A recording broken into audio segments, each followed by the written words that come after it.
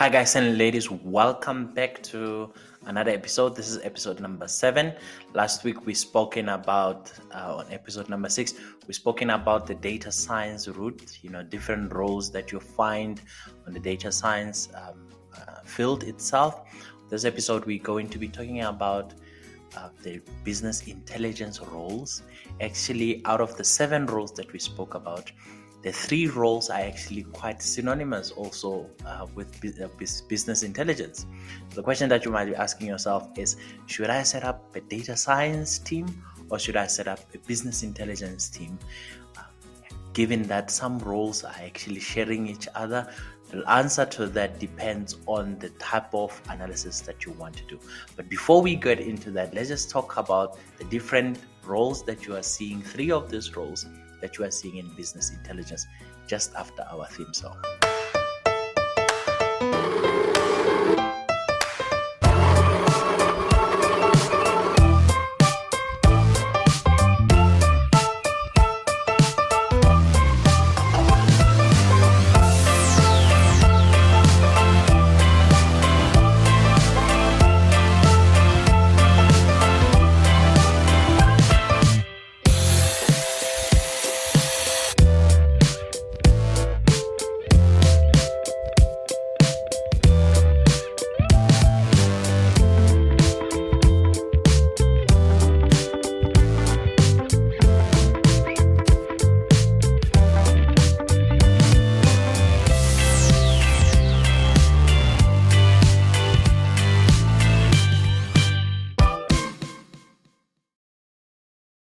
When I first joined the data area back in the late 2000, there was never a need for all these various, definitions on who's what. I think the common name was either you become a SQL developer or a data analyst. And at one point, if you do make it, sometimes you would be called a business analyst. But nowadays, we see various different roles that actually falls part of the BI or the data science team.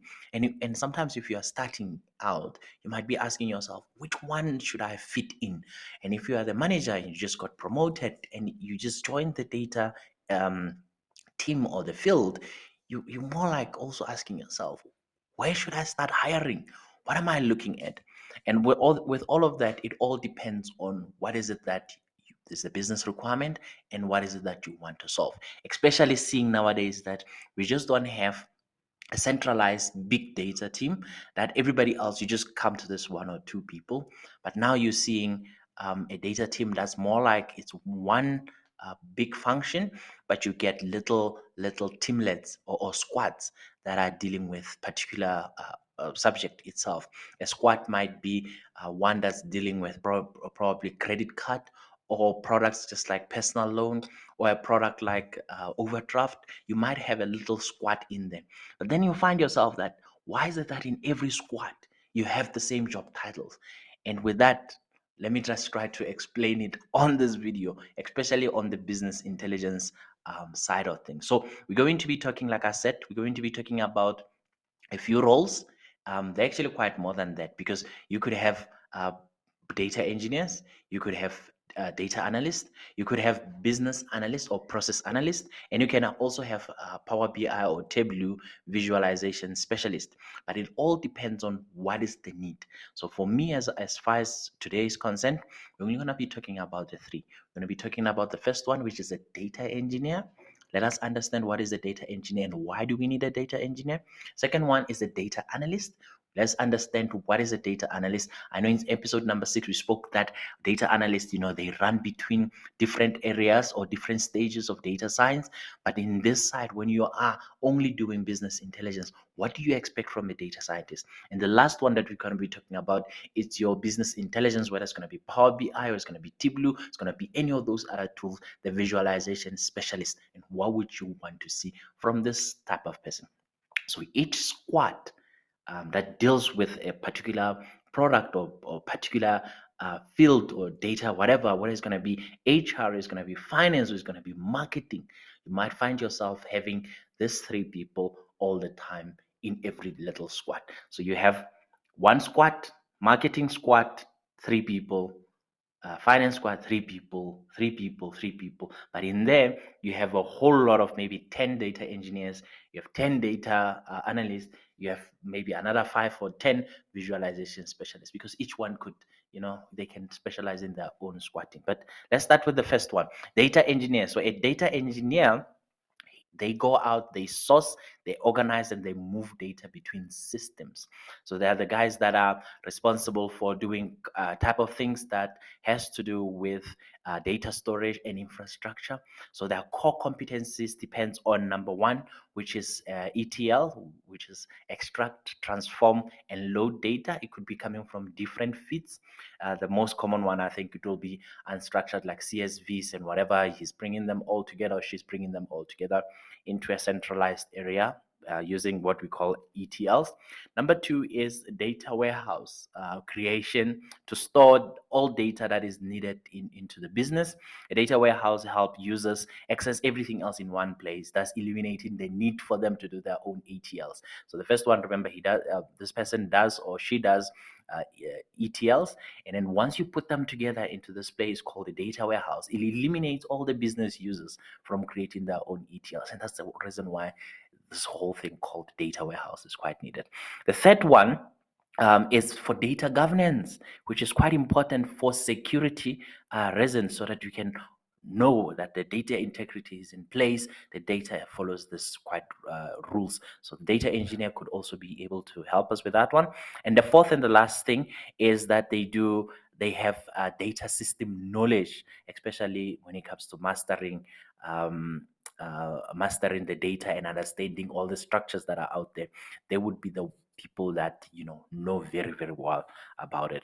So there are different type of database systems that are out there. I'm just going to be looking at the 4 different type of database systems that most data engineer would know about, and they would probably advise you to whichever one that you want to do. So the first 2 are for computer analysis, and the other 2 are for human analysis. So the ones that are more like computer analysis, you're looking at something like something like an online transaction processing, or OLTP. We've heard of this word OLTP several times. Those ones could be probably for a computer to actually be able to gather data and come in. Same as something called the data lake. Could be used for just consuming, because when you are a human and you go into the online transaction processing system or whatever database, it is very difficult to understand, but the computer is quite easy to understand that. Same as a data lake. But for us, for normal analyst, or which has data analyst, or whatever type of analyst, or even the business itself, they rather make use of this thing that we already alluded to, called the data warehouse. And the second one is called the data mart. So out of those 4, your data engineer will be the one that tells you to say, oh, I see your data is normally coming in a form of an online transaction processing type of a thing, whether it's text is coming through quite frequently or whatever the case is. I suggest that we do that, and then we do it consuming this way. Online transaction, OLTP, is a type of data that's processing, that's consisting of several transactions that occur currently. An example of that could be your online banking transaction, your shopping transaction, order, stuff like that, or your text messages. If you want to, find or analyze type of analysis, it's data that comes at the same time, comes concurrently, goes boom, all onto you. It's we normally looking at that. It's called the online transaction processing, and this type of data system allows you to be able to enter the data, to modify the data, and be able to delete or read the data. That's why it needs a special way that it could be stored. A data lake, on the other side, nice part about it, a data lake is it can handle both unstructured data, structured data, and semi-structured data. So structured data is the one that comes in a form of a list, or it comes in a form of a table, like what we have SQL tables. We call that structured data. Unstructured data is the one that comes, it's like phone conversation, just like this conversation, for instance, or our emails. That is data, but it's in a form that is unstructured, because we can't say, can you can you link this to that? It's and all of that. If you have all these different type of data, you have one that is structured, you have the other one that is not structured. The best way to store it is to store it inside what we call a data lake. On the other side, for the human one, we put all this data together to enable people for analysis. We call that the data warehouse, or DW, and then we put it together to be specific, like say for instance for marketing or for finance. Then we start to call that a data met. So a best person to tell you which one is good for your business or is good for your team would be this person called a data engineer. And yes, like you guessed it, most of the time they use this programming language called structured query language, SQL. So they would be the one that writing SQL codes. They can be able to help you manipulate the data. Sometimes they can give you access to the data itself, whether it's something called views or something, some little APIs that they can give you access to your own data, that they work on it, and then you as the business, you can plug in to whatever you're working on using the API. So that's that thing. And when it comes to SQL, I know a lot of people are afraid of going and understanding SQL. SQL is actually quite easier. There are complex ones that you can do. There are easier ones which are quite simple, like the insert, the select, the delete, the update type of thing. If you really, really just want to understand a little bit of SQL, I would totally suggest the w3schools.com. That's how I learned my SQL, considering that my software engineering book only had 2 pages, 2 chapters on SQL. So I needed thorough knowledge on SQL, so I went into the W3 schools. The common tools that they use depends on whatever they are looking for, and most of them the data engineers could include for data storage, for cloud storage, for coding languages, for big data, and also for live streaming. And the ones that are for local storage itself, they are looking at maybe probably using Microsoft Server Management Studios. They're looking at Oracle. They're looking at SAP.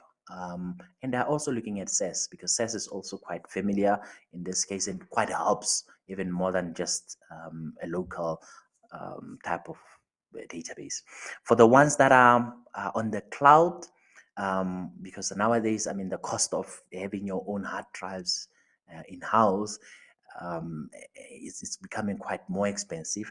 And that whole thing of online, what it used to be in the early 2000s with latency, it has gone back. I mean, you send something, it comes back almost instantaneously, because faster connections are becoming cheaper. And that creates the need for the online storage, the cloud storage. You can just easily, I think right now it's quite easy. You can just go into either Google Cloud Storage, Azure, Microsoft Azure, or even Amazon Web Services. You get your free account and you can start storing your databases in there. Whether they give you 5 gig or whether they give you 500 megabytes or 1 gig, I mean, it's good enough for most small businesses that they can run their business just from that small thing. I mean, if you run your own restaurant business or you're running your own bed and breakfast type of business, that's good enough for you to start running your business that side. But when it comes to like I said, programming language, either of those online storage can still allow SQL to be run through, Python to be run through, or something called Scala, another programming language that has to do with data.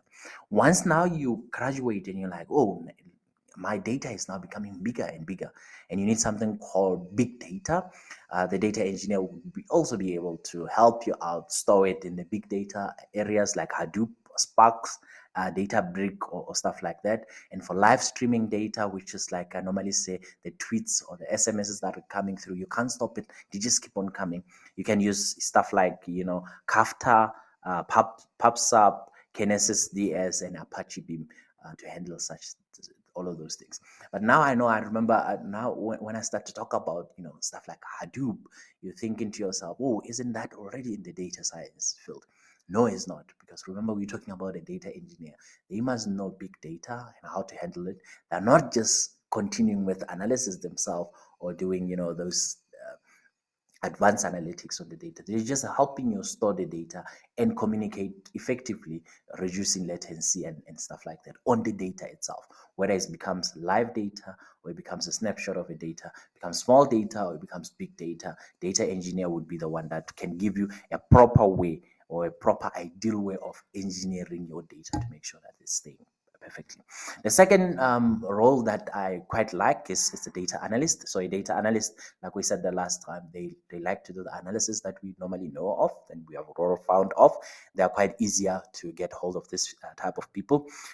Like data engineers, they also specialize in things like ETL, so they can run the ETLs, importing data from stuff like Excel, Microsoft Excel files, CSV files, databases, and transforming it into a whatever desirable format they're looking for. And they load data into models also. They can create their own data models. So a model would be, if you are having different type of tables, table 1, table 2, table 3, you put it together, you mix it up with that one, you convert the data in this way, you do all of those things, all of those steps that you're doing, we call it that data model, because you are modeling it to how you want to consume it.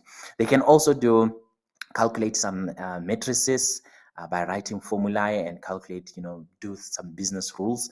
And they also have, their own set of, data transformation tools, or their little library that they can put into the data to say, once we have the data model, it must actually get all these rules before you get a view or some sort of a data stream or API, whatever that goes out. They can also create like all these models and make sure that they update automatically, like we have spoken about it. So a data analyst actually does a lot of things. Even though he might not have a thorough knowledge of like a data engineer of what is the best solution for data, but in terms of, if you already have your own data in your own little server or your databases, you can just reach out to a data analyst and say, I just want insights from there. I just don't want prediction, just want to see what's happening. So for that, like in the field of business analysts, that's why we're talking about what have happened in the history. A data analyst will be able to help you out with that. The common tools that are being used by the data analyst includes my favorite, Microsoft Excel. They can also write in VBA, also a Visual Basic tool, and they can also use Microsoft Access if they want. So those are just the simple one.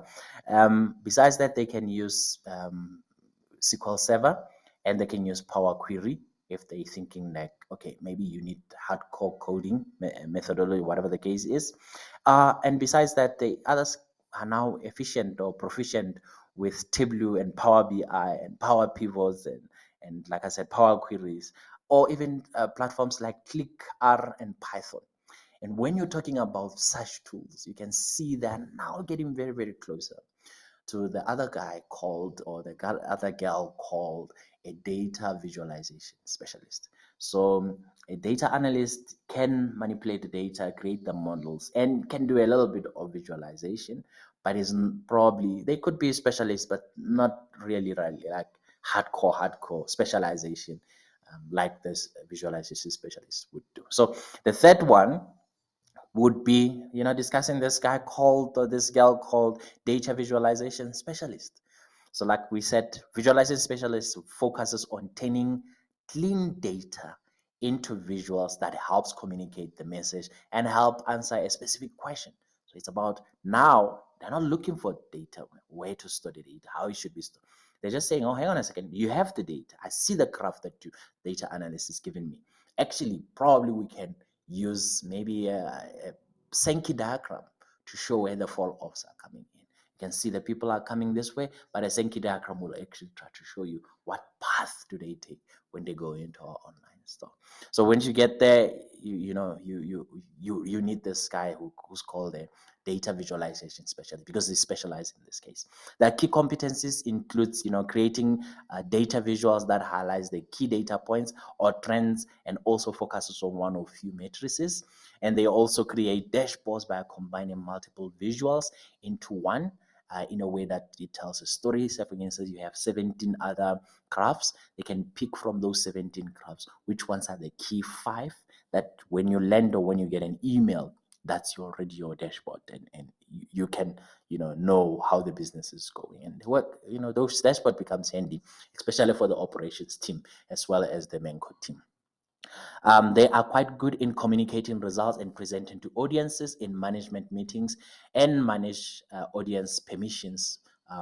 The way that I used to manage permissions that I love so much is row level security, and you can do all of those things as a visualization specialist. The last thing that they can do is getting the audience feedback. And the audience, when they give them feedback, they telling them what will they want to see getting improved and how would they want to see it. In my case, I used to have a monthly meetings. Every time when after we do our finance stuff, I would also create our own meeting to say, guys, it's already time for our 3-year plans. What would you like to see? What didn't you like? Most of my financial officers, because of how we used to do things, they loved Excel so much. So they would say, can you do everything else in Excel? So I would start to write a little bit of VBA code, make sure that it fits back into the database without them having to do too much. They take whatever their budgets are, press the button goes to the database. I can see the data as it coming through. And in that time, I'm sitting with the finance menco and the finance exec, which was a CFO for group technology. And they can see these dashboards updating as people are submitting. And they can pick up the phone and say, financial officer A, your numbers are wrong. You've captured a credit instead of a debit. And they can make the changes. They press the button, it goes through, we can see. So I would spend more time on analyzing what are we getting than spending more time, uploading and coding this stuff. So it's how efficiency I had found that once you have built the data models under the data analyst role, you make sure that they maintain themselves.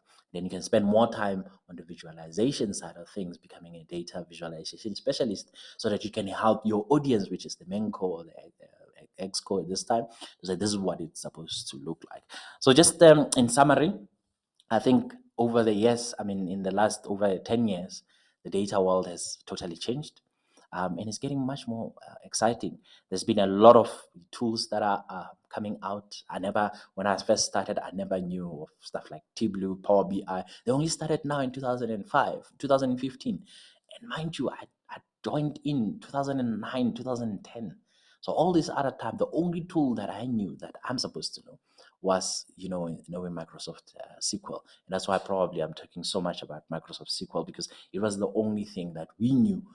As a data person, there's no ways you have to know how to write a query for data that cannot fit into a normal Excel workbook. And from there, then it's becoming easier. It's becoming even more nicer today than it used to be back then. So I think it's easier now to start out as a novice analyst, and you can actually do stuff that I used to do as a after many years of experience. You can actually quite easily very at this point right now. So thanks guys for looking at for tuning into episode number 7. And episode number 8, I'm going to take a little bit of a step back, not make it a little more hectic or technical. I'm going to be talking about now, if you were to start today, what are the 5 things that you probably could do to actually get yourself a career in data? I've gotten some few questions. People were asking to say, I'm still a student, I'm jumping jobs, how do I start into analysis? And I found I've done 5 different things on my side that I think that they could be quite useful, that you can do them and then you start your career in data itself. So see you guys we'll chat again in episode number 8. So stay blessed.